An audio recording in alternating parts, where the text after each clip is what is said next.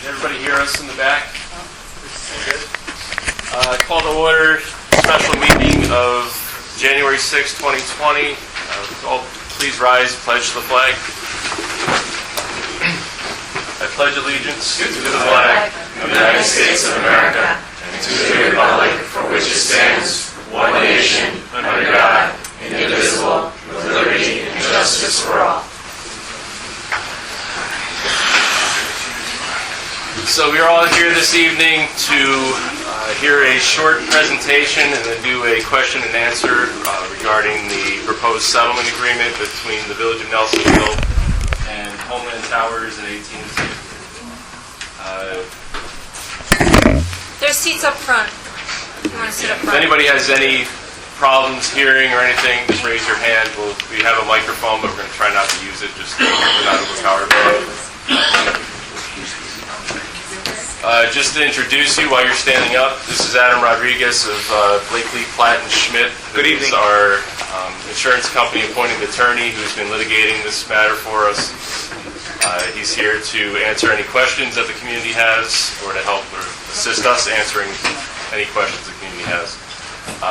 And then you know the rest of the trustees here. And if we want to start it off, do you want to give your presentation first? Sure. I'm going to hand it over to Doug Delowski, who's been kind of the point person in terms of the cell tower lawsuit for the last year. And go right ahead. Okay. Hello, everyone. I thought it might be helpful to provide a short history of this case and also some additional context for why we're here tonight. So, how did we get here? And can people hear me in the back? No, And there's Not well. is that microphone working? yeah, it works. Get it closer then. Yep. It's gotta get closer. There's copies of the presentation on the desk back by the judge. Okay. Closer. All right.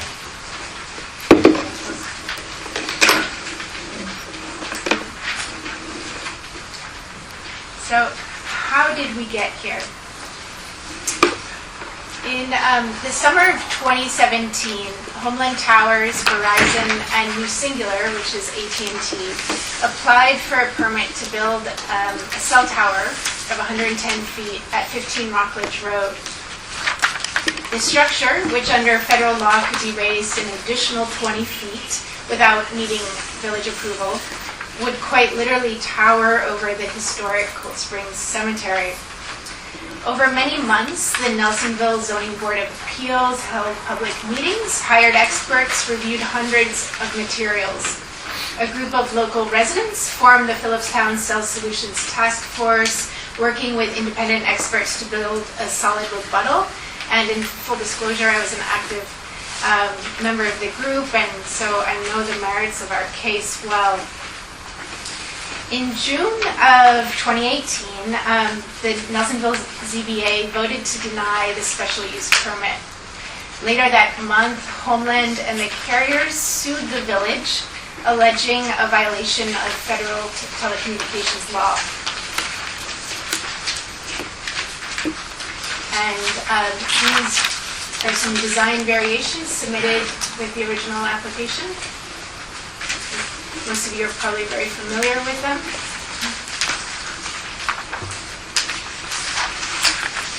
So when suing the village, Homeland alleged that Nelsonville had violated the Telecommunications Act of 1996. Federal circuit courts had, since that legislation passed, have issued some important interpretive rulings and created legal precedents or standards for evaluating cases such as ours. And this case law has served as the prevailing legal framework for decades. So what were these standards? Up until 2018, the Federal Telecommunications Act, a municipality had the right to deny an application on reasonable grounds if based on substantial evidence in the case record. The denial cannot have the effect of prohibiting wireless service. And this becomes one of the most important parts of the Act. But how was prohibition determined? Well, circuit courts had decided that the applicant must, one, demonstrate that a significant gap in wireless coverage existed and that they were unable to fill it, and so were prohibited from providing service, and two, that the proposed facility is the least intrusive means to fill that gap. So if there was another location or even potentially another technology, they would be pressured to go that route. So our ZBA denial was carefully framed so as not to violate the Telecommunications Act. It focused narrowly on the applicant's failure to meet this prohibition standard and to meet village code requirements for building a cell tower. Evidence of actual need, right? Evidence that there was significant gap and negligible impact on our aesthetic and historic resources. In the fall of 2018, the Federal Communications Commission came out with a new ruling. And while this was primarily focused on the 5G rollout, there were two parts of it that were extremely relevant to our current case. One, the FCC order, which actually went into effect in January 2019, says that the burden on the cell carriers for identifying the least intrusive means is thrown out the window. That requirement of finding the least intrusive means is no longer something the applicant has to consider. And two, this new ruling redefines what prohibition of service means.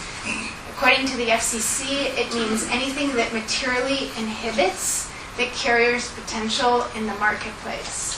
So anything that inhibits the carrier's ability to make money is a violation of the Telecommunications Act. So this sort of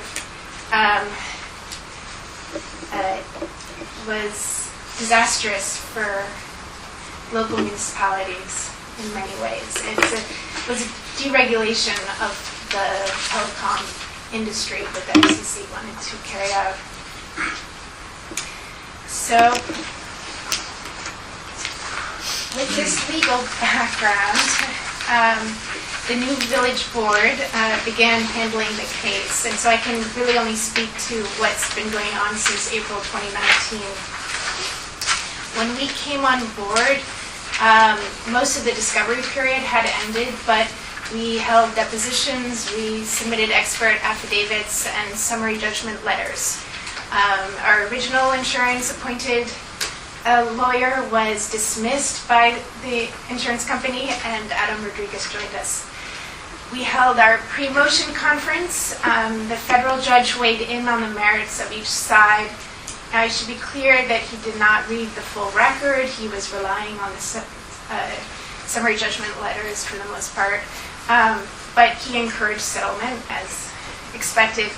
Then we entered into a period where the board sought alternate locations, alternate technologies that the applicant would consider, and I think we'd be happy to discuss these further in the Q&A. We really pushed hard to have the applicant consider a tower at the highway garage. We all felt that that was a much more suitable location for this. Phillipstown was quite willing to consider a tower there if it was under 100 feet. Unfortunately, the applicant insisted that it needed to be 180 feet, I believe, at the highway garage, and we just felt that a settlement of a much higher tower was a non-starter. So ultimately, we negotiated the settlement agreement, which was made public, which is a 90-foot monopine with limbs of varying length. Now, Homeland waives its right to raise this any higher, so they will not add the 20 feet that they are allowed to under federal law. So it is a 35 feet reduction from the original tower. If the technology becomes obsolete, they will decommission the tower, and I believe there'd be a bond for that, would cover that. Homeland will reimburse the village for expenses and provide a budget for landscaping to property owners and make space available for emergency antenna.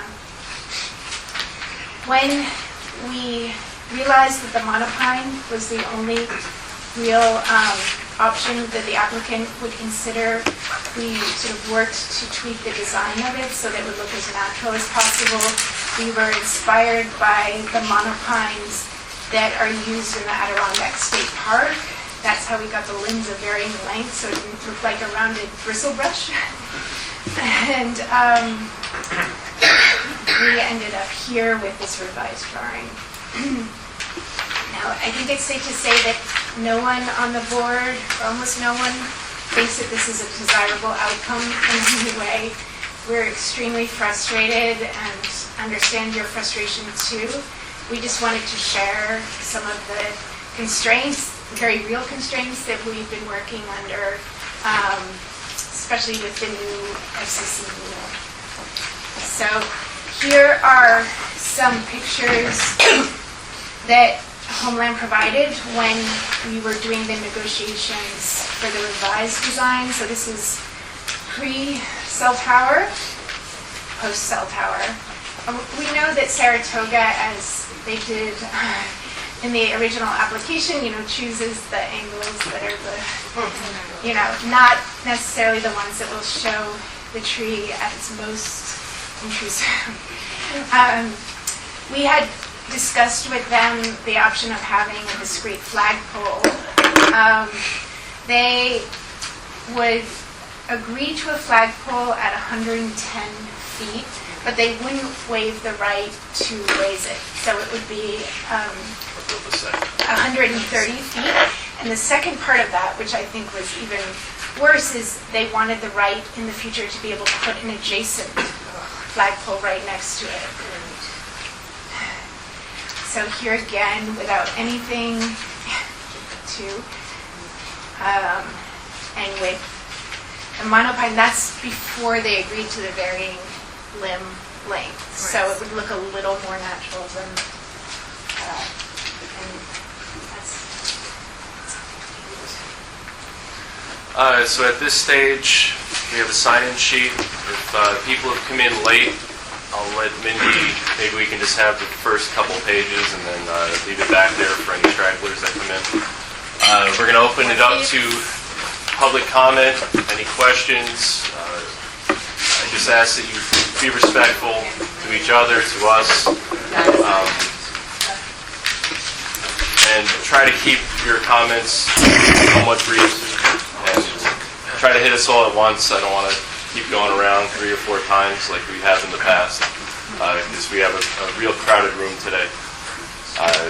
You can direct your questions either us, Adam will jump in when we need him to, or you can direct questions directly to Adam if need be as well. Who's first? Peggy Clements. I don't have a question, I have a comment. Yes. I'd like to make a public comment. My name is Peggy Clements. I was a member of the Zoning Board of Appeals that voted to deny the permit. I was one of the 3 votes against the special permit. First, I'd like to just really briefly thank the Phillipstown Cell Tower Solution for the enormous amount of work they did. I could have never even remotely served in an intelligent way on the board without their work. I want to very much express my sincere appreciation and respect for the work of William Rice, who was the chair of the ZBA, and I thought did a fantastic job. I can only imagine the level of work that he and the board have had to put into this since then. The ZBA knew going into this, when we voted to deny the special permit, that this was a long shot.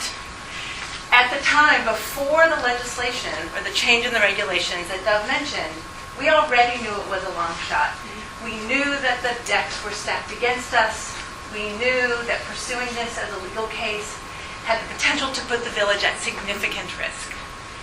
And 3 of us voted to deny the special permit, and to knowing that we were putting our colleagues and neighbors in a difficult position that would take up an enormous amount of time.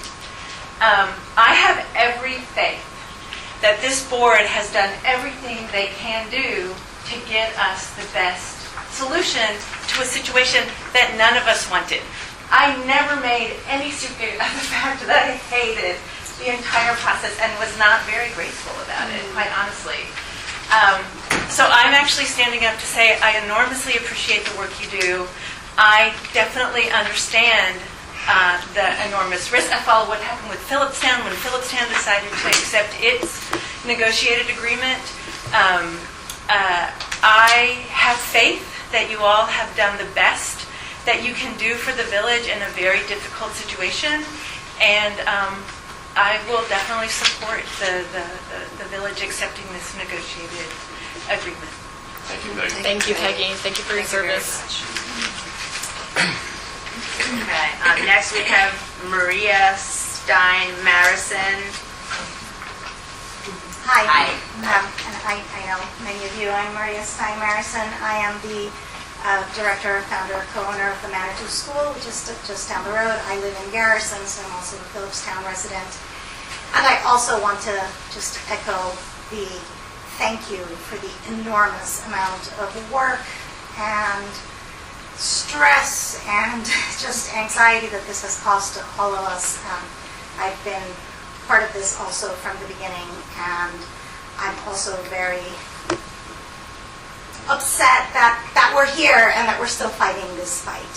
And I actually do have a question for the village, and I really do thank you so much for doing this, because I can't imagine what it's been like to have to continue this fight after all of the work that we've done over the past 2+ years on this.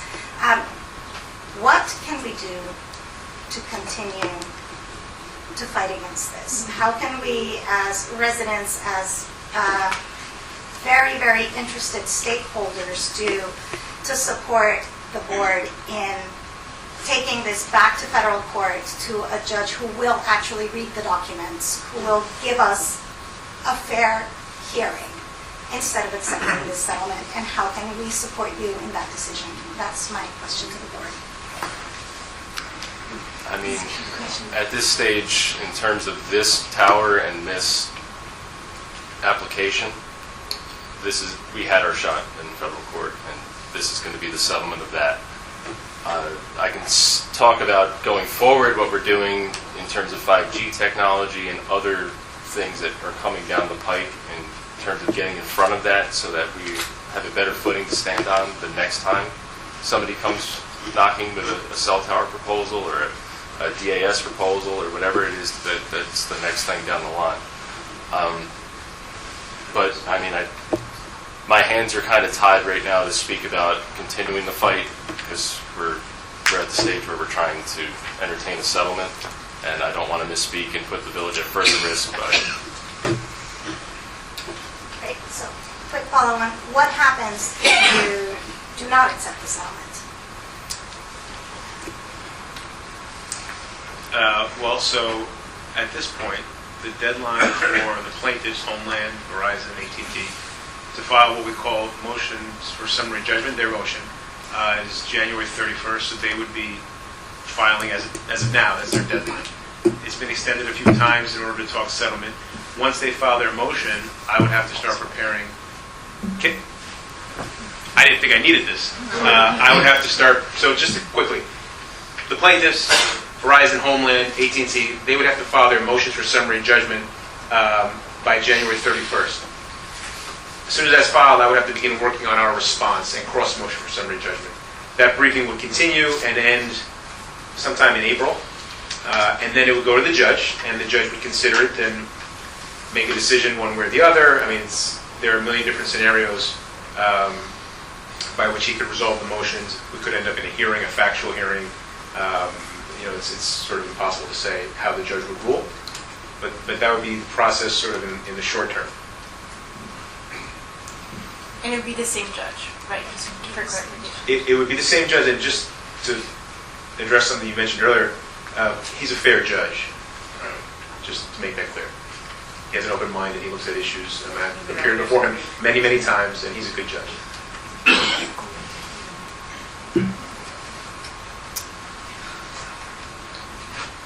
Next on the list. Heather Bestian. Hi. Hi. My question was kind of Maria's question because I don't want my children playing under this cell tower most of their hours of their day as they're at school. So what else can we do? That's really what I want to know. Is there like, do we have to go marching? Like, what do we have to do to get this to stop? I wish I had an answer. Yeah. I mean, it's been keeping me up at night for a year. We're up here speaking as the village and as representatives of our taxpayer and the fiduciary responsibility that we have to our taxpayers here. As private citizens or as the Manitou School, there are other fights to possibly be had. I'll leave it at that. But the village, and it's not only a question of money, I want to make that clear to everyone as well, is that if it were just a question of money and we could fundraise and bring in more money, that'd be great, but we are also not going to waste people's money on a fight that we're being told that we can't win. And that's kind of where we are. None of us are happy about this. I wouldn't want my child playing under a cell tower. I echo your opinion completely, and it like Doug says, it kept us up. I mean, we were up all weekend trying to brainstorm anything, but this is where we are, and it's not an easy decision. I don't take this the wrong way, Adam, but every time I called Adam and had a discussion about this, I hung the phone up and I felt dirty because it's no position that any village should be put into, especially one like ours that has the history and a scenic quality to it that is nowhere else to be found in the country, and it's basically out of our hands. It's in a power that's, unless we're gonna, I don't know. It's the FCC. I mean, there's no other way to put it. May I? Yeah, go right ahead. I'm going to try to address the concern to the best of my abilities, and may or may not be helpful. But in the settlement agreement, I mean, look, these concerns were raised by your elected officials. I understood them very well, and I addressed them in the negotiations. And in the settlement agreement, before this thing gets built, it has to be certified to the village's satisfaction that the exposure levels are going to be below, the worst case of the exposure levels are going to be below the threshold set by the FCC. It has to be certified, and any modifications going forward, they have to recertify. So it's going to be well established that the exposure levels are below any dangerous levels.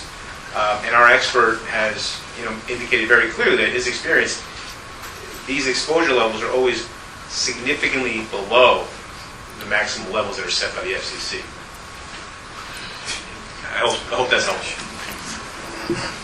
And We hear your concerns. So just a point of clarification, if the FCC was petitioned and reduced the number, right, or if science in the future determined that the current established levels are too high and need to be lower, then Homeland would need to reduce.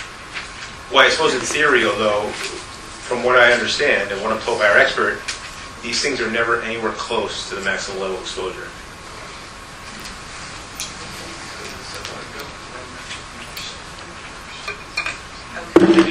Eliza Nagel. Hi. I also wanted to thank you guys so much. I mean, we looked at each other every week for months, and when I first read the proposal, I found it sort of an insult to the many hours that our ZBA had spent, like digging through mounds and mounds of material and very anguished decision, obviously, to say no. And I found that this seemingly, 20, 25 feet difference, I found it an insult to our own zoning board. And I get so angry because they carefully looked at all the evidence and made the decision for our village, what made sense for our our historic cemetery to not put that tower up. And I know this 2018 FCC regulation, and I just wanted to point out, as convincingly as it may be written, it is in turmoil now in the Ninth Circuit, and there's probably 3 pages of organizations fighting against this regulation. I mean, this is a declaration that the president, or the FCC puts into place, and then it goes into the courts, and it's narrowed, and it's interpreted. I mean, it came out on January 1st, 2019. There hasn't been much time to look at this declaration and really see it run through the courts. The Ninth Circuit has not decided yet. There are bills in Congress trying to overturn and block this FCC regulation. So, I guess to make this, to agree to this settlement based on this regulation, I would find premature. I think, we need to see where this goes. I mean, what if we have a change in leadership in November? It may shift again. And we just don't know how much of this will be left standing by the time we get to it, and I know we have summary judgment to face, but we knew we were facing this battle. We all talked about getting sued. We all talked about the settlement. Phillipstown had a very similar settlement. They did it right away. And we knew we were facing this battle. And as we hear, we have people that are still ready to fight. And I think we have too much to lose. Why would we stop this battle now?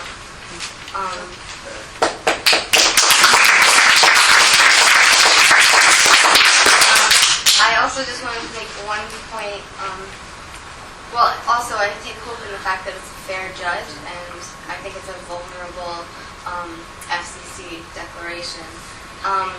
I also want to make one other point, is that I think that we should at least ask for a balloon test before we even consider the settlement. Because these pictures, as we know, when we came out with our own measured pictures, they were much different, and I don't trust these pictures to be a valid sort of indication of the tree line and where it will actually stick up when you're looking from our beautiful cemetery. And again, thank you so much.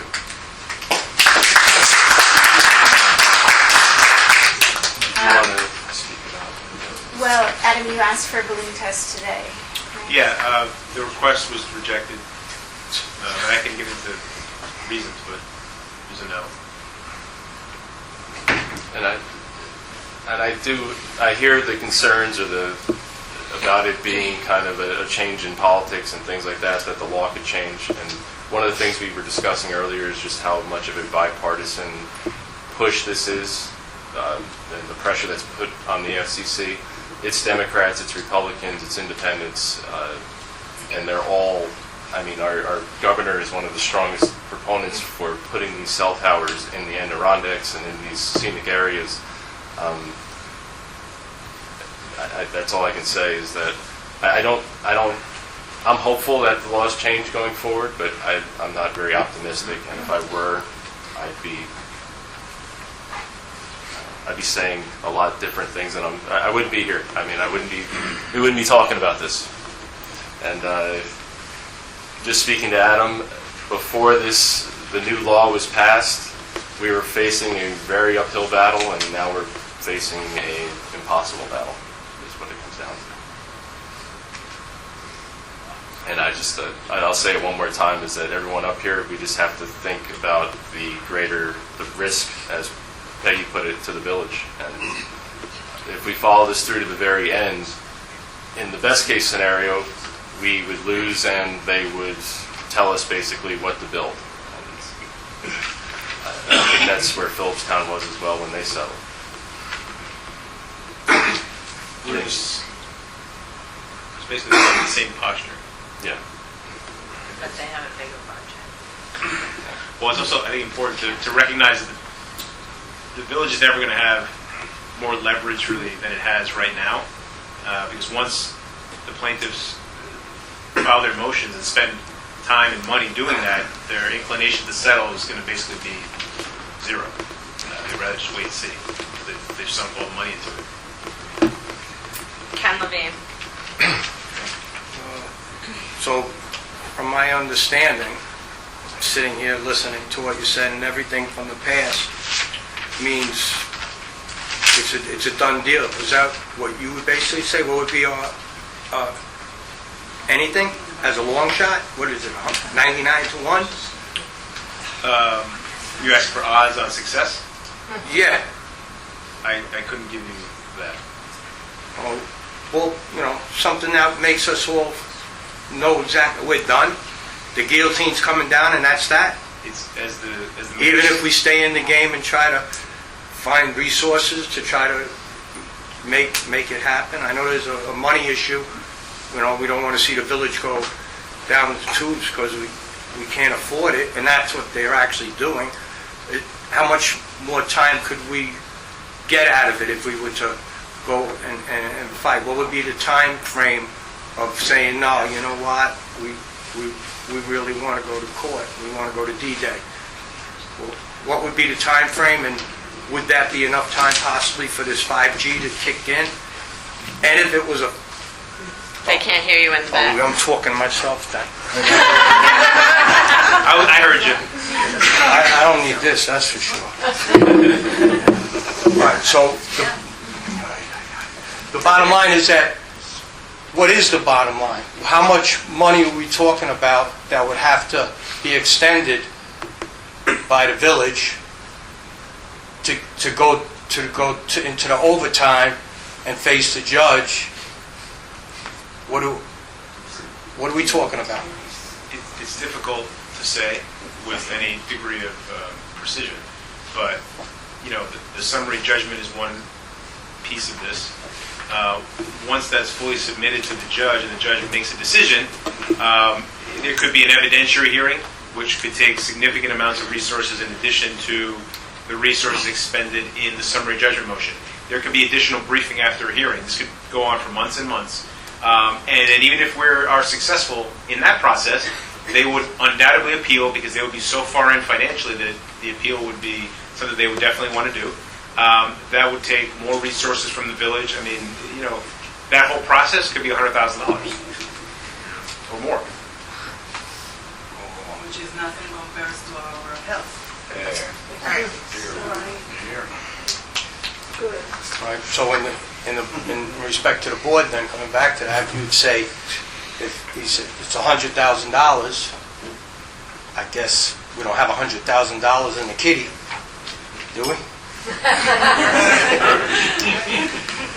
Not without draining the reserves of the village, putting us in a very precarious spot. In a very precarious spot. Okay. All right, so I'm going to going past that point, because I don't like to give in for nothing. I'd rather fight to the end and fix my bayonet.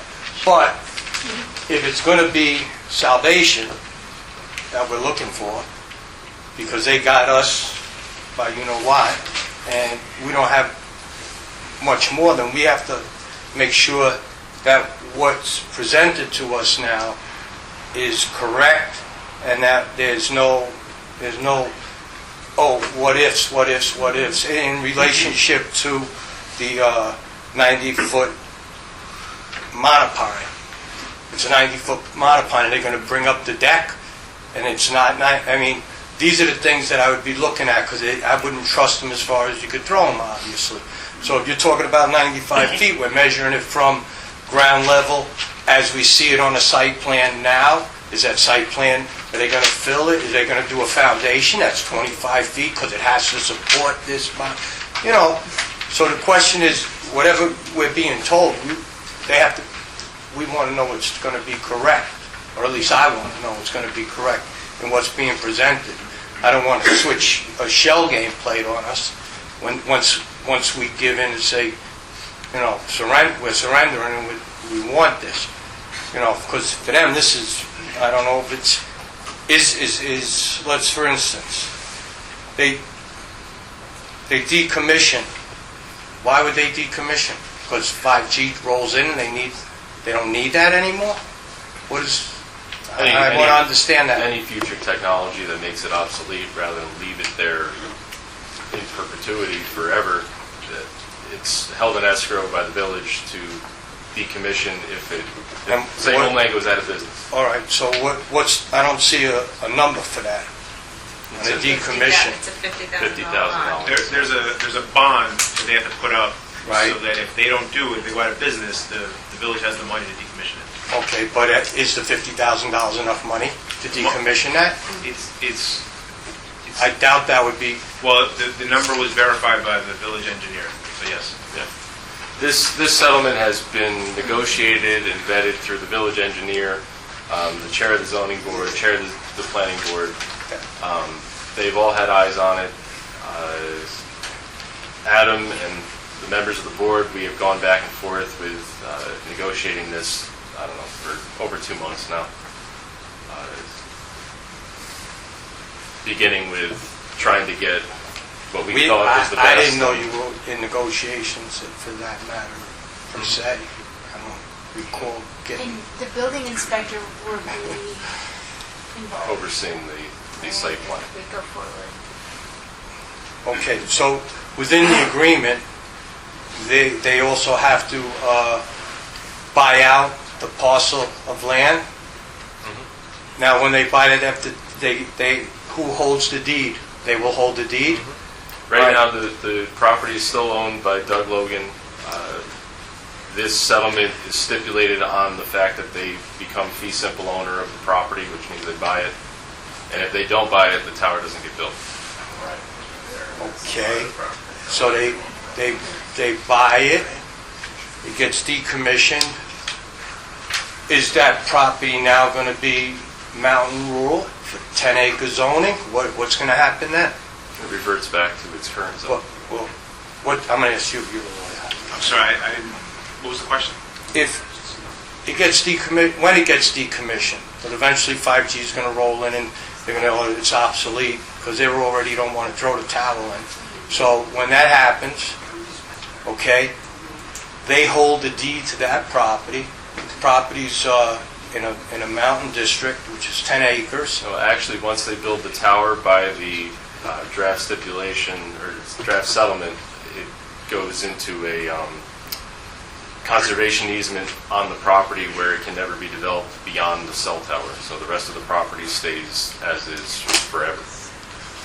So you're saying, that's a 9.53 acre lot or something 10 like acres. that? So that land would come to village? No, it's still owned by whoever owns the property, but it's going to transfer with that. They own, so what's the stipulation on them? They own the property, they give up, they decommission, right? You got property sitting in a mountain residential area. What's to say what goes there next? If we, as long as it's not a cell tower, we can't dictate to them, but we can.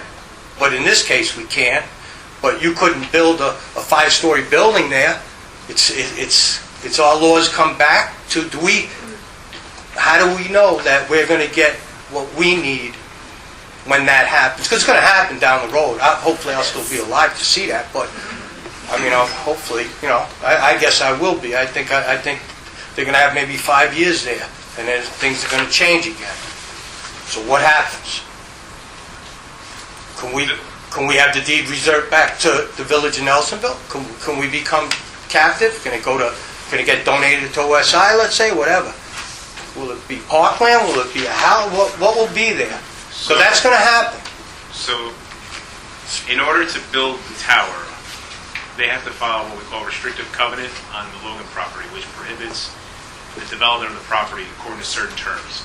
So that restrictive covenant passes with the land to subsequent owners. The property won't revert to the village.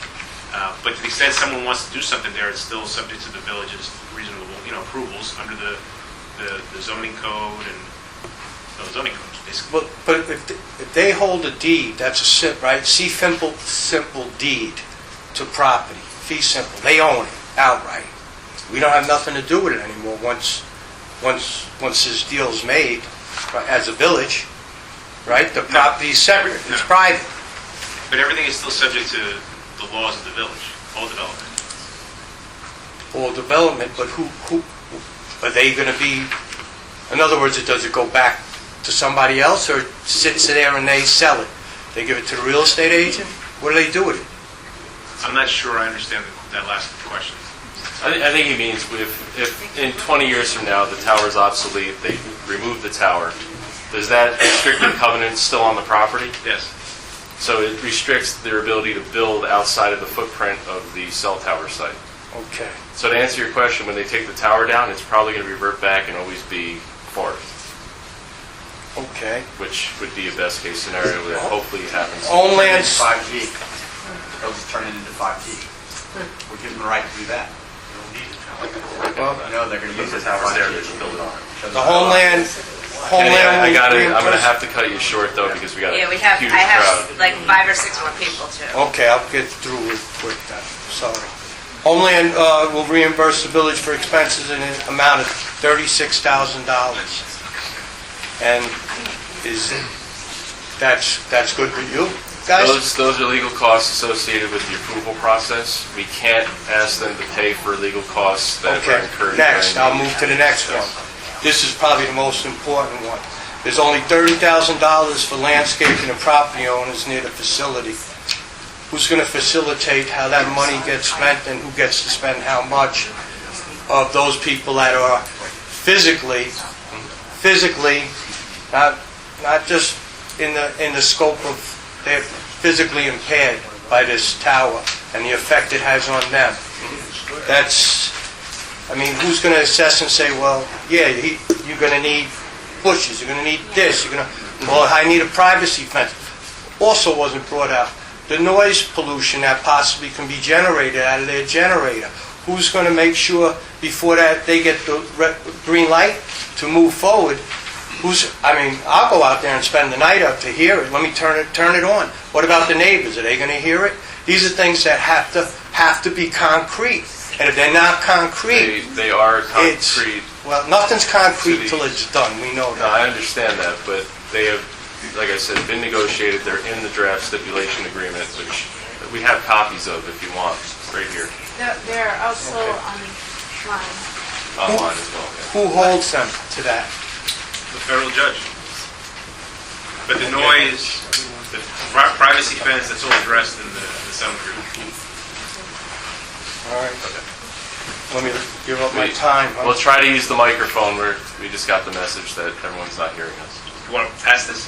Or you guys, please. Oh, I'm sorry. I just want to make sure that it's done in an equitable way, if that's the way this is going to fall out, and that people get some sort of say in what goes on. Do you want to clarify the process for that, for the landscaping? The landscaping, $30,000 for landscaping is basically subject to the village's discretion. That doesn't leave them with much concrete information. Right. Your discretion. I don't know. What's your property, sir? I don't understand the question. I live at 16 Rockbend Road. I have to go through my property. Okay. So how could it be your discretion when I own the property? Well, if you don't want something on your property, it's not going to go on your property. Yes, the road, they're going to alter my road going through there. Okay. No, I think Do you want to misunderstanding of... address Those are two separate issues. Okay, next we have David Eisenbach. Do you want the microphone or you want to come up? So I've been involved in a lot of fights in New York City on neighborhood preservation. And there are two hard truths that I've learned.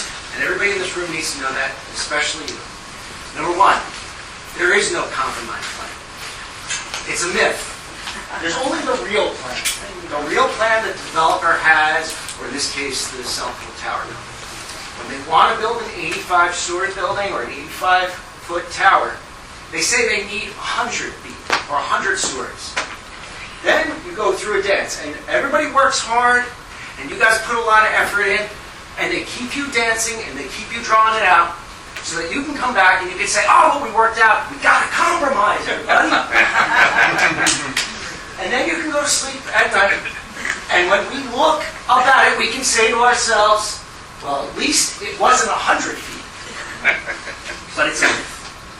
The other hard truth is there are no unwinnable fights until you stop fighting. Amen. What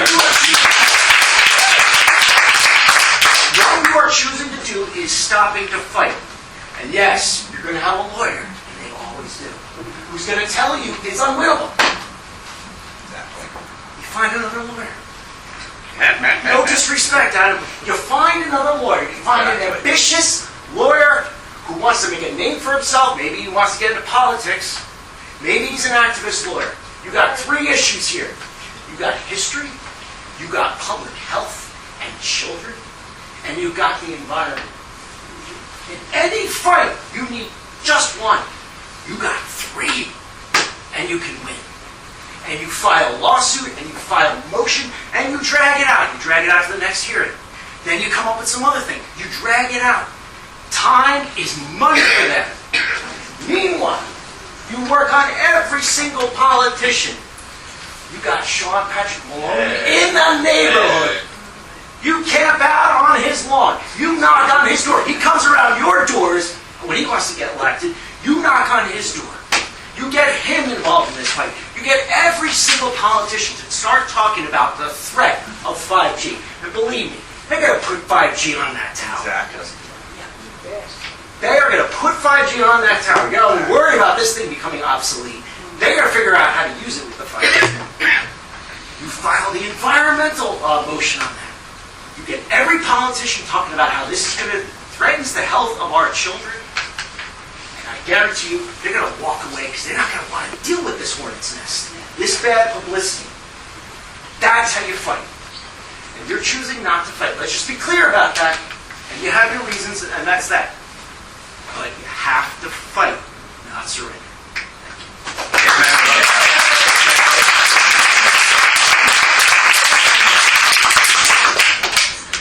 Nick Taylor? It's hard to top that. I was just wondering about the timeline of the construction. So I may have missed that, but like, how long until this thing is there? Right? Like, do we have an idea of what they're like? As soon as the ink's dry in the settlement, they're just going to go in and start. They need to buy the property first. Right. Yeah. Then they have to submit a complete building permit application. We have time to review that. There may be issues. It's going to take some time. It's not next month. Dana Carini? Yeah, I'm not going to speak. I didn't write anything. Oh, okay. Bill O'Neill? Thank you. I just wanted to ask a few questions, if I might, to clarify. There's an impression, I believe, that the court is mandating that we do this settlement. Is that true, or is that false? The court is not mandating settlement. The courts don't do that generally. He certainly has not. He urged it. The other point I wanted to raise, I was somewhat involved in this whole debate regarding the cell tower. There were two attorneys involved before, Terry Rice and Todd Steckler. Now, both of them said to me that in their opinion that we had a very, very strong case and that we had a very strong probability that we would prevail. In contrast to Phillips Tower, I think you were involved in that case, that Phillips Tower did not have a basis for turning down the cell tower, unfortunately. Nelsonville, however, had specific language in its zoning addressing cell phone towers, which was the basis for the turn down on the ZBA. Now, in your opinion, Counselor, do you feel that that basis is weak? Todd Steckler did not say that to the zoning board of appeals. I'm sorry? Todd Steckler said it to me. He did not make a statement like that. In fact, he stated a quite dissimilar statement to the zoning board of appeals. And just to so this people board, know. and to this board as well. I'll let Adam answer. Sure. Just a couple things. Phillipstown also had a similar zoning scheme for the cell towers. And frankly, I thought they had a stronger case than Nelsonville. All right. Finally, we're talking about payment, that the cost. correct me if I'm wrong, but you are basically retained by the insurance company. For one case. That's correct for one case. There are Which two, is, you which know is that which case? for the Homeland, the Verizon aspect of it, the AT&T is not covered by insurance. Right. And Nor as was I it, nor pointed was it out- covered by previously to Adam as well. Right, and the previous attorney, Terry Rice, was handling both cases without any fees to the village. I'm not going to address that. I'll let Why Adam, not? in a professional manner, address that. Fine. Because the ethics of it are questionable at best. What ethics involved? I'm unclear. I can't speak to, Terry's situation. I don't know facts, so I can't tell you. Okay, if I can ask the mayor, why is Terry Rice no longer the attorney involved? He was fired by our insurance carrier. He was fired by an insurance company. Do you know on what grounds? Probably, and you want to give the official grounds, but he was not communicating with us or with anybody. We still have not gotten documents from him that we've requested months and months ago. He has not reached out to Adam to fill him in on anything that he's asked for. Well, I would reiterate that this community ought to continue to fight. That there's no reason that we need to settle at this point. As you said, there will be some judgment. The point of the matter, not only is it invaluable for our community to continue this fight, but there are other communities that are looking at us and say, if we can defeat the telecommunications company, that they're going to adopt the language that we're using in our zoning. And I think we owe it to the entire community in the Hudson Valley that we fight as hard and as long as we can against this abomination. I think the settlement at this point is premature and unwise.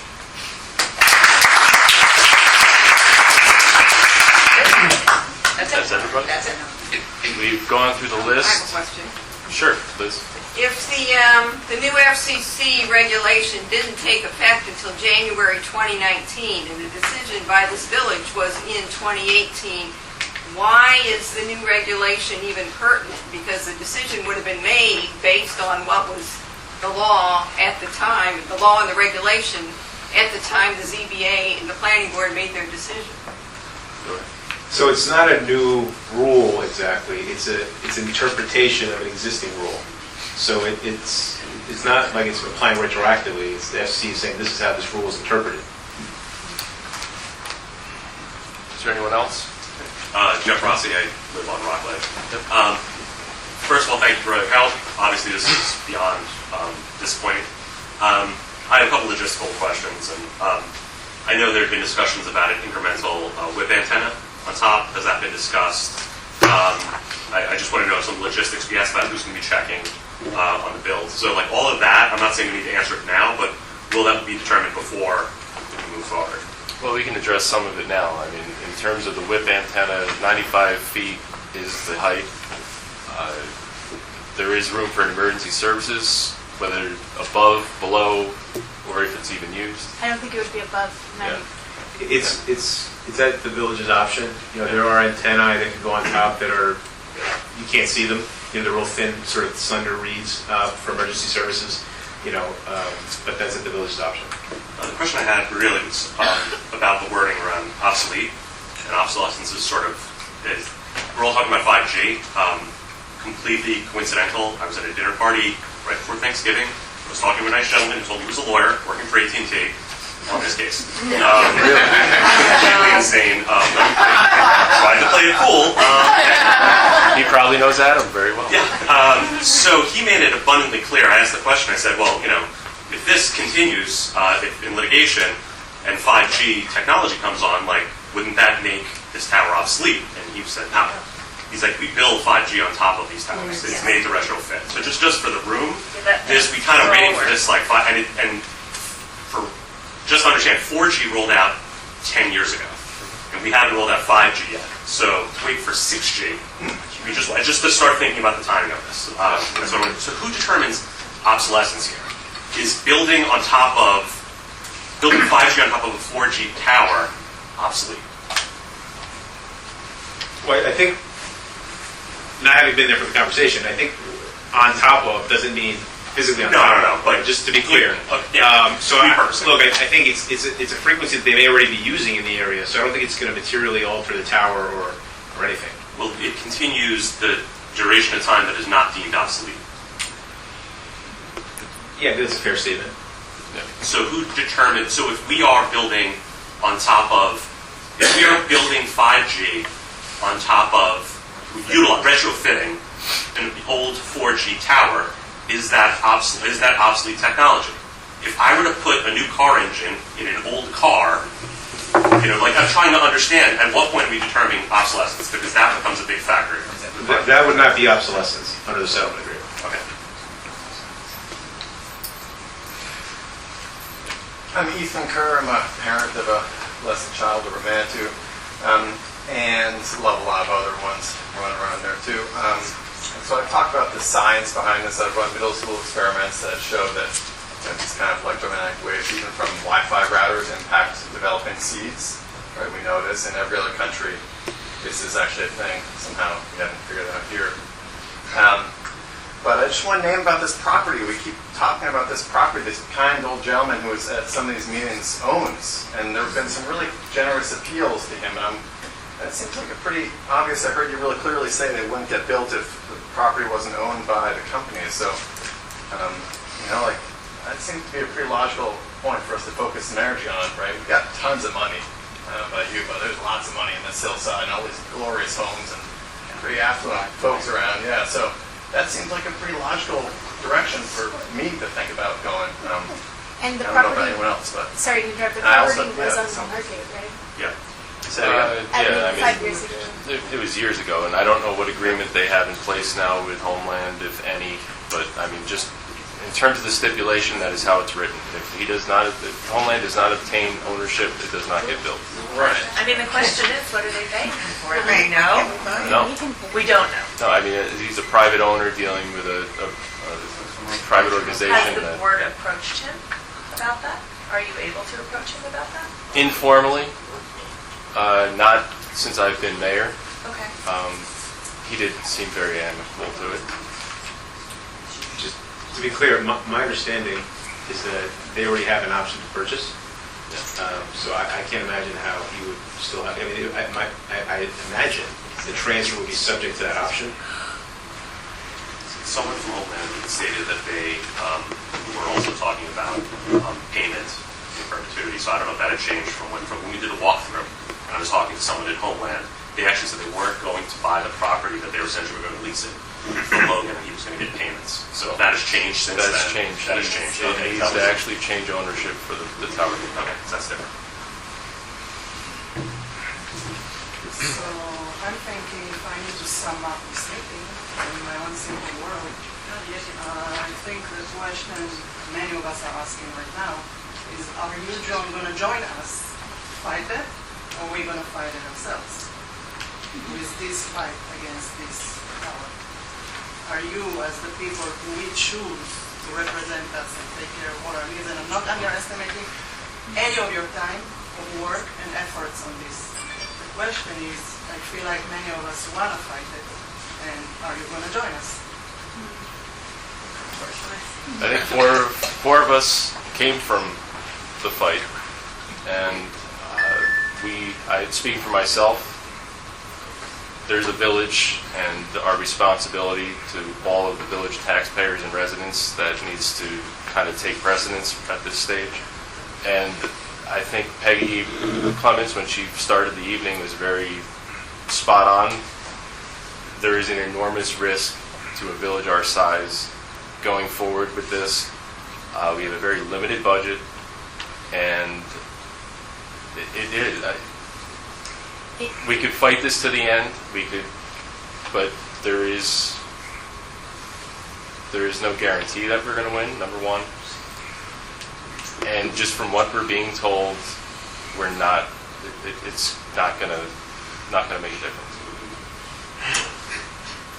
To me, it's not even the question of resources, but I can't get out of my mind this 35 feet difference, which I think is not insignificant, above the tree line. right? If we're thinking the tree line is 70 feet at the upper limit, so 25 feet versus 55 feet above the tree. Worried about the kids. Yeah. Worried about our kids. That's what we're worried about. I care about my child. I understand. And if you don't, understand that pain that you're causing, well, They're not causing. yeah. How long it will take to start cooking our children? Excuse me? How long it will take from this hour to start cooking us? And our children? How long it will take? How long is I need to know this information if you have it. The construction time is dependent on the purchase of the property. I know, but then she clarified. I just want to say one more point, which I forgot to say, is that it is in that All right. So if someone's got the floor, let's. It also is in that SAS area, which is a protected, Excuse me. Wait, I'm sorry, I can't hear what you're saying. I'm sorry, Eliza. Very non-friendly conversation. All right, let's please keep it respectful. Let's just, one person at a time, please. One person at a time. I know this is very upsetting, and I think it's really important that we all, still remember that we're a community of people who are trying to do the best that we can with the resources that we have. And this is a really soul-sucking experience for all of us. And I think it's important to remember that. So please, as you're speaking to one another, please remember that. Thank you. Continue. I just also want to make the point on the record too, and I know you guys know this, but it is in this protected area, the SAS area, the scenic area of statewide significance, which is only 6 areas in the Hudson River Valley that have been designated as these special historic scenic river valley areas, and this will be the first time that a tower is built in one of these areas, which sets a very dangerous precedent, because that means that none of these 6 areas will be protected ongoing. The way these towers work is once there's a precedent, you can really build, once there's a precedent that you can build in a naturally historical cemetery or adjacent to one, then none of those areas are protected, because that's how the courts look at these. So just also please, keep that in mind, that this is I would love to know what you saw in Phillipstown that was stronger than Nelsonville, because I think that our aesthetics with the National Historic Registry Cemetery and the SAS area, I think our aesthetics are stronger than any of the very, very many cases that I read on this, in the cell tower fights through the country. We brought that up as well. Thank you, Liza. Any other comment from the public? Frank? Yes, Frank has said it. I'd like to thank you people for a good fight. A few months ago I said you were going to lose. But you gave it your all. The cell towers, from what I've read and what I've seen on, infomercials and whatnot, you get more radiation out of your cell phone than you're going to get out of that cell tower. As a matter of fact, when you buy a cell phone, they tell you that you should keep it at least 2 inches away from your ear to prevent the radiation. People are worried about game and stuff like that. I've said this 100 times. 2 months after that tower is up, the deer ain't going to care. The raccoons ain't going to care. And the birds are probably going to nest in it. I think we're getting all upset and excited over nothing, really. Like I told you before, as far as I was concerned, you could put it across the street there, decorated at Christmas time. Thank you. Any other comment from the public? That's a good one. Obviously, respect everything you guys have done. You put a lot of time into this. We like you. We trust you. You're doing your homework. You're getting advice. So I'll go with what you decide. But one question, right? Insurance is covering this now. If you listened to everyone and kept the fight going, at what point does insurance cut us off and we've got to start paying at a village reserve? Right? Time is money. We're going to lose money a lot quicker than the cell phone companies are. We're going to run out a lot quicker than they would. So at what point does insurance cut us off? We're paying now, actually, the insurance is only covering the Verizon Homeland part of this case. AT&T filed a separate case, though they're being heard jointly, but we're paying for the AT&T. Trust you guys to do the right thing. You got to think about the village as a whole. Any other public comment? And I just wanted to say, go ahead. Can I just do one quick question? What's Yeah. the percentage of the budget that we've spent on fees or projected on lawyer fees for this? What's the overall percentage? Thank you. That's a simple question. I couldn't give you a percentage right now. I can just tell you our bills up to this date. $5,000 a month for his firm room. Yeah. We're paying. And $29,000 to, we have a bill that we paid only $10,000 on. It's not pretty. We have a $30-some-odd thousand budget.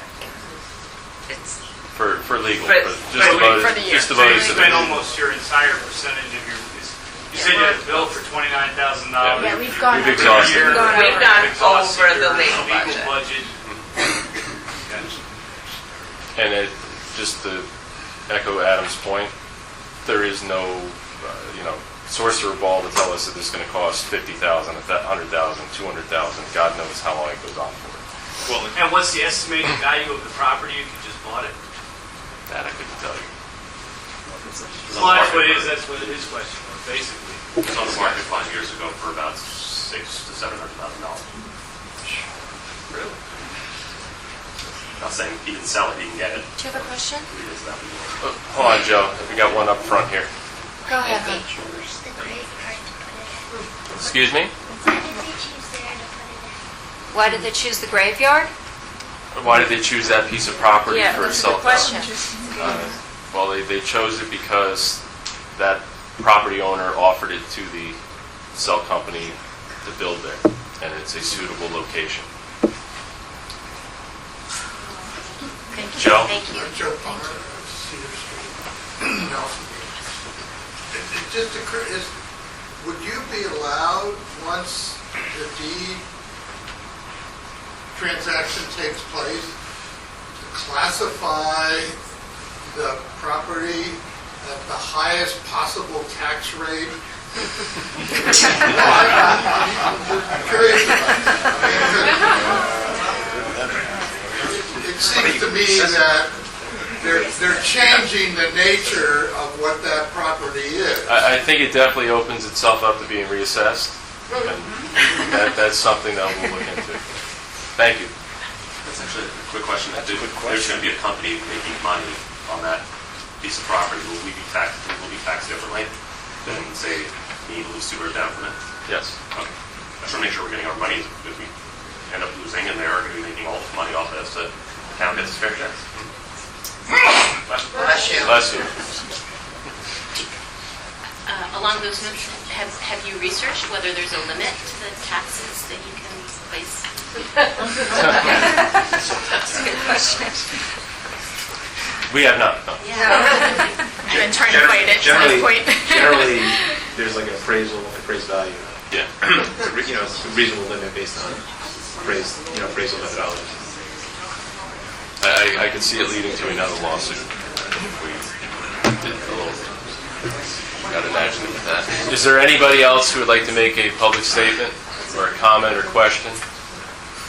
Back of the room, Dennis. Perhaps I missed it, but what is the deadline for when you can either accept it or sign this or deny it or move past it? So at this stage, we are having this meeting tonight. We will be discussing it at this Wednesday's workshop, the 8th, to kind of digest everything that we've heard and talk it out amongst ourselves. And then I personally, probably our regular meeting on January 21st is going to be when a decision's made. Any other questions, Andy? Andy Refkin at 3 Is there any merit in having someone, you said this meeting on Wednesday, could you see if we could get someone there just to go dive in a little bit more on the health stuff? It seems that the most emotion around this issue is related to the health. And we've heard, you did some testing at the school or whatever.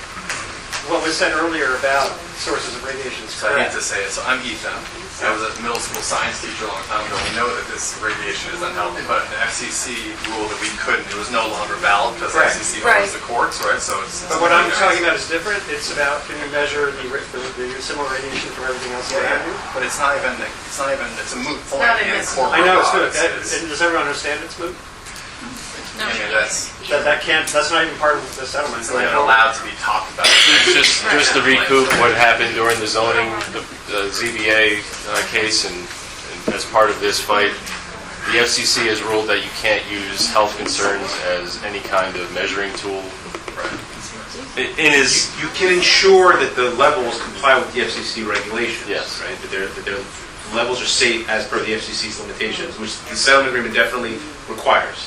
And as I've said, our expert has indicated, based on his experience, that the actual levels are usually, in his experience, every single time, nowhere near the maximum level set by the FCC for these things. And it requires it for the building of this tower, and any time there's any change made to the tower, it's remeasured and recertified. But the point is that we can't base our decision on health concerns, which could be very valid, but it's just unfortunately not something we can weigh in on.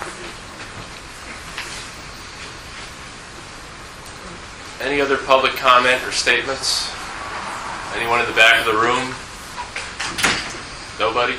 I just have a question. How would the village contribute to ongoing fight? Is that a possibility? How would people be able to contribute? Like, can you contribute directly to an ongoing fight? Do you have to start a... Could the village as an entity give money to... Or receive money from the public, is that what you're asking? I don't think so. That might be a question for our regular village attorney. I mean, it's not a simple question or answer. Sorry, can't give you a yes or no. As a lawyer, what do you think the grounds that Manitou has to sue for like loss of business? I know I've talked to a lot of parents who are concerned about their children going to school with a cell phone tower.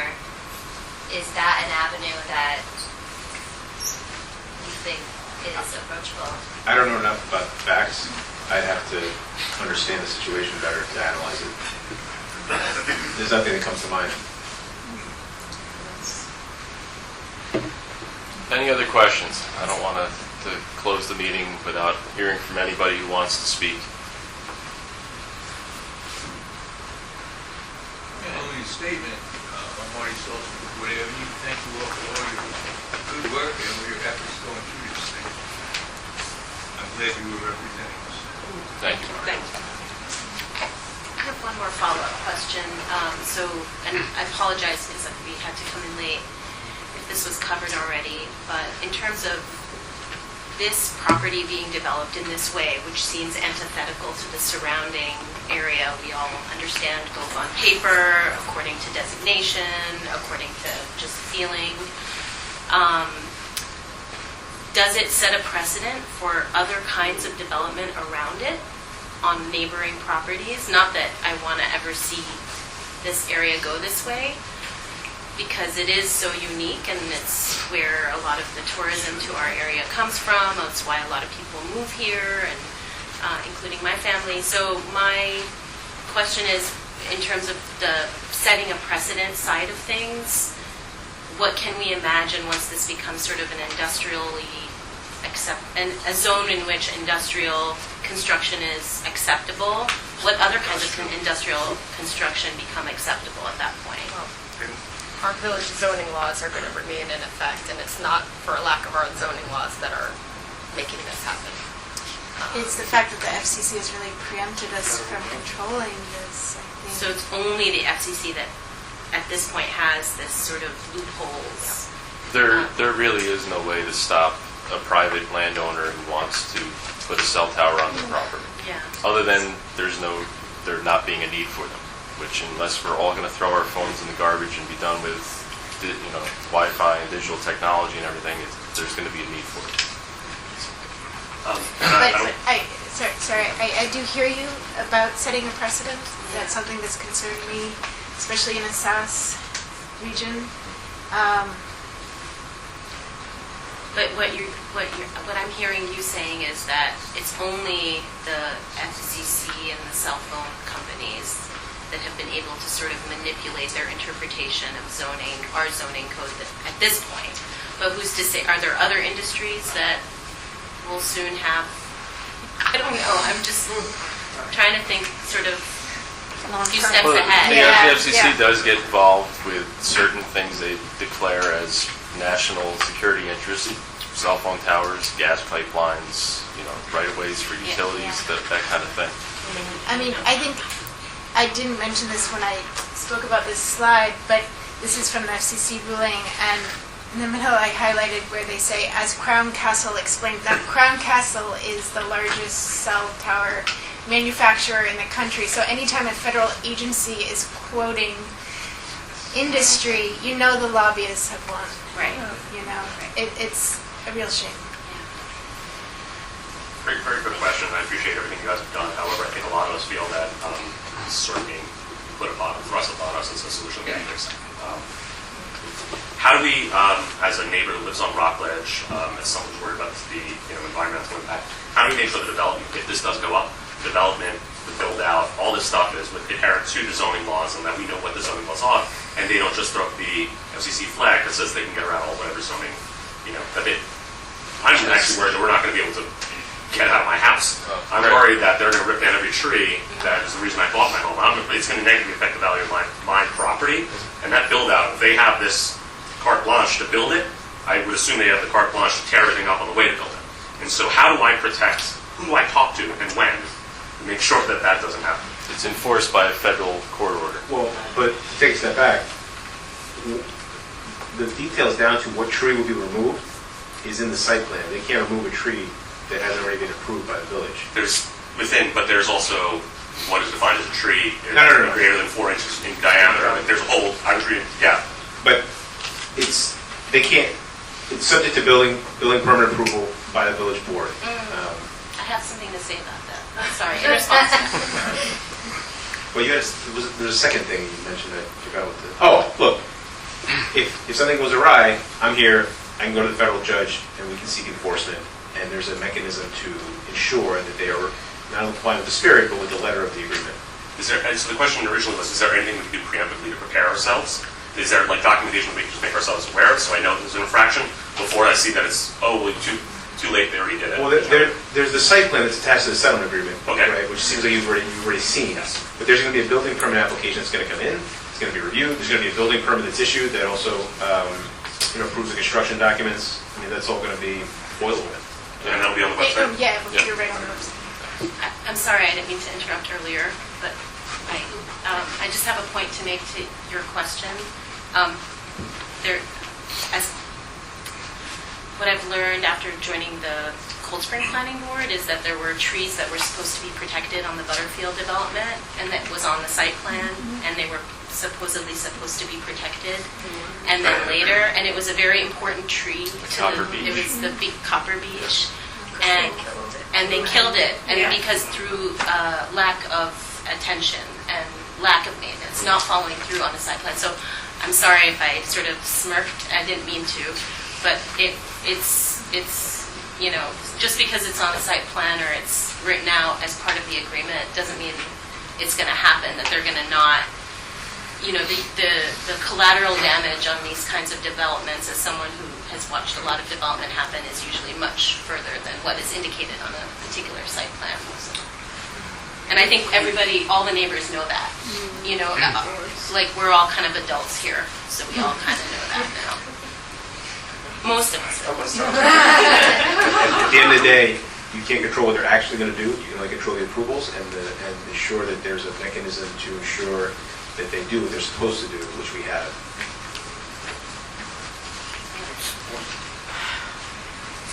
Anyone else? Go ahead. I'll just say a quick, oh, sorry. Okay. Final comment. I'm feeling very emotional at this point.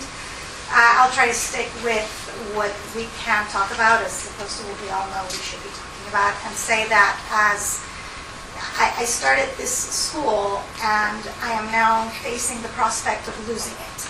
Because if parents pull out, for whatever their reasons are, if they pull out of this school because of this tower, I'm going to have to close it down, and I will lose all the money, all the time, all the effort, all the love that I, together with my team and my parent community, have invested in this place. And I just want you to please keep that in mind as you decide whether to accept this settlement or not. That part of the risk that accepting this settlement carries is that it will impact institutions in our town like ours and potentially put us at risk of having to close down.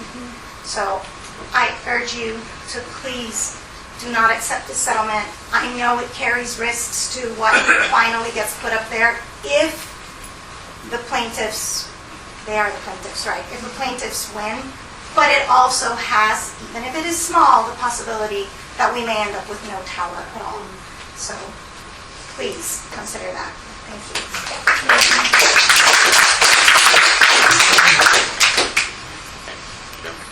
I just getting past the point that you already kind of thrown up the flag. As far as oversight on that site by us, the Village of Nelsonville, how, because I didn't see it in any of the documents, how are we going to plan, because we only have a part-time, Bill's only part-time, he gets paid for when he works, how he works. His hours are going to definitely have to go up. That shouldn't be for us to pay once they get the green light. That should be added to your documents, because that's critical, that someone every day from the village is there during the whole process. Even though I hate to throw in the flag, I mean, if you go, personally, I'd fight it. I mean, I don't know what the wares and the monies is of everybody that lives in this community, but I wouldn't have a problem with putting in my fair share. If you wanted to fight it, I'd be willing. And I know that's one of our biggest issues is money. And if there were enough people, I don't know what we would have to do to, guarantee that we can get that extra money to fight it. But I know that, I don't know if you want to send a letter, I don't know what, we don't have only how many people live here and how many houses, so I don't know if that would go, but it might be worth a shot. You didn't say 0% percentage of going at it. I mean, I'm just saying, if we got a little bit of time. I don't know what we could do legally. I don't know how many people want to go into their pockets.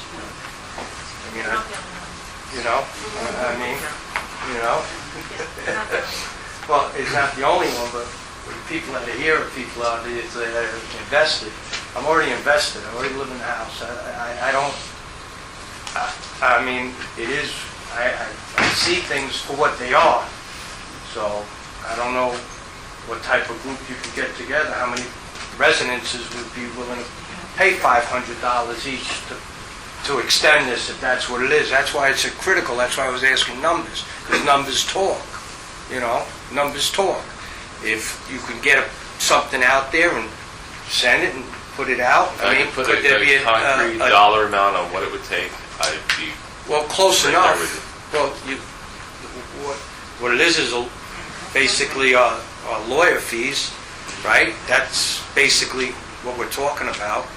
So to go into a full-fledged, to go to triple overtime again and try to fight and extend ourselves, I mean, sometimes they put off how many weeks between each case, this and that. I mean, knowing that you're not going to get a settlement, I mean, so you already know we're down probably about, what, 30,000, 25,000? That, we need real numbers to talk real business. Numbers mean things to people. Well, we're already down 40,000. You know, what are we in down, you know, but not what we expected, but down, you know, can we go? How much further could we extend ourselves to keep this alive? What would be a real number? What would be real to people? People got to know what it is. I mean, and even if you fight and then you lose, at least you fought to the end, to the bitter end. You fixed your bayonet and you said, I'm going to go down. But you have to think of things like that to see what it is. Maybe there's somebody in the community that say, oh, you know what? I really think you guys got it going. You might be surprised when people come up with $10,000, $15,000 that have the money. Plenty of people with money up on the hill. Who knows? I'm just saying. And how long can you extend the fight? Can you wait them out? They're pushing their money and this and that. Do you have a shot if we stay in the fight? And that's only something that you would know because that's your profession. You know, if you want to get big and strong, you come to me. I can do that for you. Is there any other public comment before we close, or does anyone on the board want to make a statement or say anything? I want to address one comment that was made early on that we kind of came to the community like, oh look, we're settling. No, and Dove said this in her presentation. None of us are up here feeling good about this. It is what it is. I mean, I have nothing else to say. I never imagined that I'd be sitting in front of a room of my community and being told that I'm going to cook kids. I mean, it's not a good feeling, and I have children myself. Well, the bottom line is if you went to fight and we lost so much money, you'd have to put every homeowner in an assessment situation. I understand, but we all have a responsibility to the full village and the risk associated with it. Trust me, I'm not making this decision or any decision that I make without thinking it through completely. Maybe you should bring it. Maybe you should bring it to the taxpayers and do an emergency vote and let everyone check in and you'll know exactly where you stand, and then it'd be like a done deal completely. You would have done everything in your power, everything in the power of the board and the people of Nelsonville to see where they're at. Maybe some people would say, you know what, I'm willing to get assessed at the end of the tax year if we have to pay money, whether it be, and based on what they're paying in taxes, a percentage, maybe there's a formula. Maybe that extension of time puts you there. That's what the thing of time is. Extension of time can always change the face of what's coming and what's there. Maybe that's something that people would be willing to do. I mean, I know we're backs against the wall, but at least that would be like the last shot. You're throwing it back at the people of the village of Nelsonville, saying, as a homeowner, every home would have to have, this is what it's going to cost. Are you in, out? What do you think? Because that's what will have to happen. If you do extend yourself, you'll have to assess us with taxes. That's the only way to recoup the money for the village not to go under. So maybe that's the way you want to go. I don't know how many people are. It's not like every homeowner is sitting in this room right now. That's for sure. A lot of people don't. They just let it go, let it go, let it go, let it go. Oh, my board. I trust my board. I trust my board. They'll take care of it. Well, once you make them a player in the game, you don't know where they're going to do. Maybe they'll be in. I'm just saying, extinguish all avenues so everyone has a clear conscience in the room here that's listening, that's a community person, and you might be surprised where it goes. I mean, your time is, the 31st is your deadline. It's time to still figure this. I mean, I'm just saying it's a possibility. It would be good to know.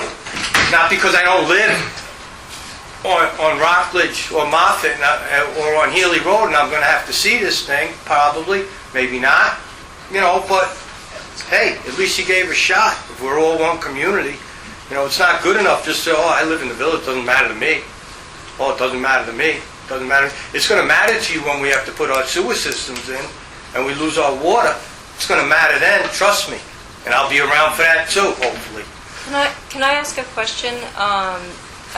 There's some unfamiliar faces. How many people here are residents of Nelsonville?